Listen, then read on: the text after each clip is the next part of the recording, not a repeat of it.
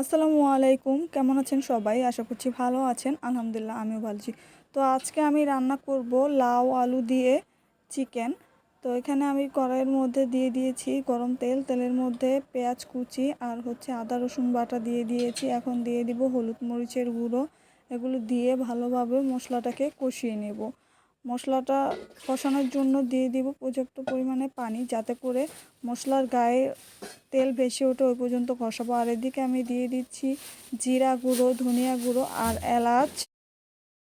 বেশ কিছু সময় নিয়ে মশলাটাকে কষাবো, যাতে করে মশলার গায়ে তেল ভেসে ওঠে ওই পর্যন্ত কষাবো। একটু একটু করে পানি দিয়ে দিচ্ছি, যাতে করে মশলার কালারটাও ঠিক থাকে। এদিকে আমার মশলাও কষানো হয়ে গেছে। এখন দিয়ে দিব আগে থেকে কেটে পরিষ্কার করে রাখা চিকেন।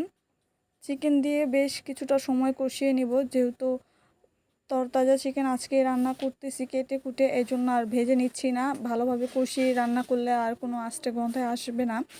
অনেকেই বলেন যে আপু রান্না করার সময় আষ্টে গন্ধ আসে, ওই ক্ষেত্রে ধোয়ার সময় আপনারা লবণ মিক্স করে মাছ যেভাবে কেচে ধুন ওইভাবে ধুলে লবণ চিকেনের গায়ে কোনো আষ্টে গন্ধ আসে না। এদিকে আমার চিকেনটাও কষানো হয়ে গেছে। এখন দিয়ে দিচ্ছি আলু আর লাউ দিয়ে আবার বেশ কিছুটা সময় কষিয়ে নিব। কষাতেই থাকবো যতক্ষণ না পর্যন্ত সব কিছুর গায়ে মশলা ভালোভাবে মিক্সড হওয়ার আগ পর্যন্ত আমি কষিয়ে নিব বেশ কিছুটা সময়। কষানো হয়ে গেলে এখন দিয়ে দিব পর্যাপ্ত পরিমাণে পানি এগুলি সিদ্ধ হওয়ার জন্য। পর্যাপ্ত পরিমাণে পানি দিয়ে বেশ কিছুটা সময় বলক তুলে নিব। আর বলক আসার পরে এখানে দিয়ে দিচ্ছি দুটোর মতো কাঁচামরিচ। আমার রান্নার ক্ষেত্রে কাঁচামরিচ দিতে আমি একদমই ভুলে যাই, আমার মনেই থাকে না, দিতেও মন চায় না। তো এখানে আমার রান্না প্রায় হয়ে গেছে, দেখতেই পাচ্ছেন মাশাআল্লাহ কতটা ইয়াম্মি হয়েছে। যারা খেয়ে সবাই প্রশংসা করেছে যে আমার রান্নাটা অনেক মজা হয়েছে।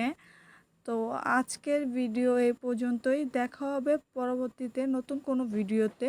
এতক্ষণ পর্যন্ত ভিডিওটি দেখার জন্য ধন্যবাদ। ভালো থাকবেন, সুস্থ থাকবেন, আল্লাহ হাফেজ।